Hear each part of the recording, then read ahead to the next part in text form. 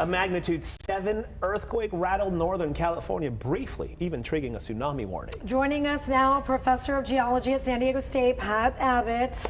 You're back. We knew this was going to happen at some point, right? Right. The type of earthquake that we saw happen yesterday, what was it? Well, it's basically a horizontal slip earthquake, and that turned out to be very significant because when the tsunami watch went out, the fact that the movement was moving the seafloor horizontally doesn't put as much energy into the water as if it had been a thrust fault, like Northridge in 1994. Right. That would have put more energy in the water and made even more of a tsunami threat. And that tsunami threat, I think from Oregon all the way down to San Francisco, parts of Berkeley even were under this. I wanted to talk about the aftershocks because earlier, look at the pool. I mean, that was a legitimate, good-sized earthquake, even for Northern California. I wanted to bring up this graphic that Chrissy showed earlier in the show with all the aftershocks. Not that one.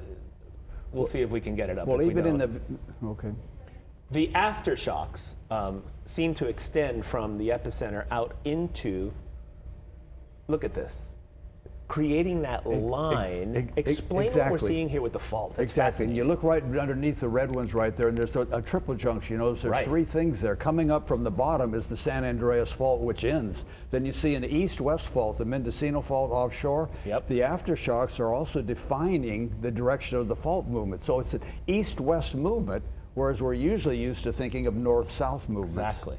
It's amazing how the aftershocks all are following the Mendocino line. That's incredible. Are these faults generally active? You know, because we've talked about the San Andreas. I lived on the San Andreas for a really long time. It was always shaken happening there. Are these faults that we're seeing here where this earthquake happened generally moving? Yes, this is a very active area right there because you have three major fault systems, different ones kind of coming together, ending at a point.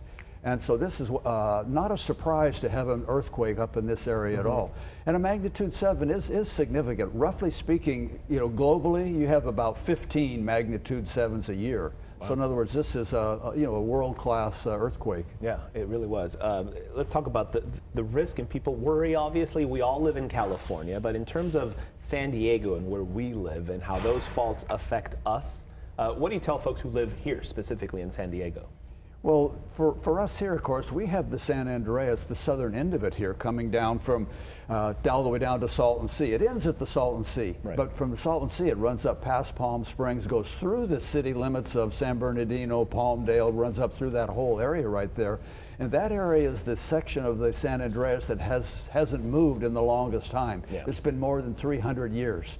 The central section moved in 1857, the northern one, 1906, the famous San Francisco earthquake. So we're lagging behind down here. So that makes us suspect that the next big one in California might be a 7.8 San Andreas out by the Salton Sea. Yeah. But I say that, but that's not a scientific statement. That's just sort of history. You right. simply say we're behind, but Mother Nature doesn't operate on a time clock, so we don't know when actually that will happen. But you know Mother Nature is going to move these. Exactly, it's a good point. We know exactly what is going to happen, but we have zero ability to tell you the when. When we see earthquakes like this, it always brings that conversation back to like our home, where we live. What does this earthquake mean for us in San Diego? What do we learn from it here?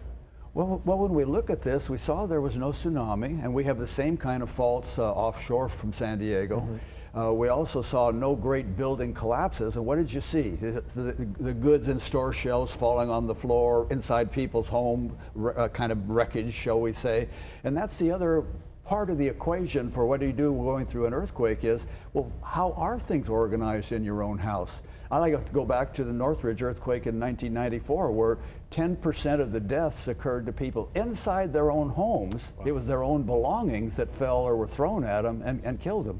And that's the part we're all responsible for ourselves as what might fall inside your house. I think for a lot of us who have grown up in California, I don't want to say get used to this kind of stuff, but it felt like the tsunami warning yesterday came very quickly, and it freaked a lot of people out, to be honest. Was that normal? Were you surprised that they alerted people that quickly to a possible tsunami? Well, the quickness is good, but if we talk about tsunami, magnitude 7, you're just right on kind of the fringe of where something of some significance would happen. Sure. And I think they need more notification or education on that, because you hear tsunami now, you think of Japan 2011, Right. that overwhelming Right. mass of water flowing that? miles Yeah. inland. But that was a magnitude 9 earthquake. That's thousands of times more energy than this magnitude 7. So we need to tone down the size of it. But at the same time of saying that, if we had a tsunami that was, say, knee high that came on at Mission Beach, well, it would go across Mission Beach, across Mission Bay, across Interstate 5. That's the part of the That's tsunami. knee high. Yes, but see, that's the point. I think our life experience of going to the ocean, we see a wave break, go up the beach and pull back. Right. No, that's not what happens at a tsunami. Tsunami is not an individual wave. It's the leading edge of a tabular mass of water. Go back to the Japan one where you saw it coming in for miles. Not that big here, but reduce the size of that and know that once it comes on shore, it keeps going. It doesn't stop. And that's the real threat with a tsunami. Before we let you go, did you see the people who, Yeah. when the tsunami warning comes out, they went to the beach to watch? I mean, you laugh, we laugh, but it's like, what? It's not funny, but you know, the very first time they put out a tsunami warning in 1960 after the Chilean earthquake Right. in Hawaii, the death toll was people had gone to the beach to watch this tsunami once they were warned one was coming. Again, not understanding or appreciating what one is. What one is. You So think of if people leave here with nothing else than Pat Abbott telling you, if there's a tsunami warning, Don't go to the beach. don't go to the beach. Yeah, true.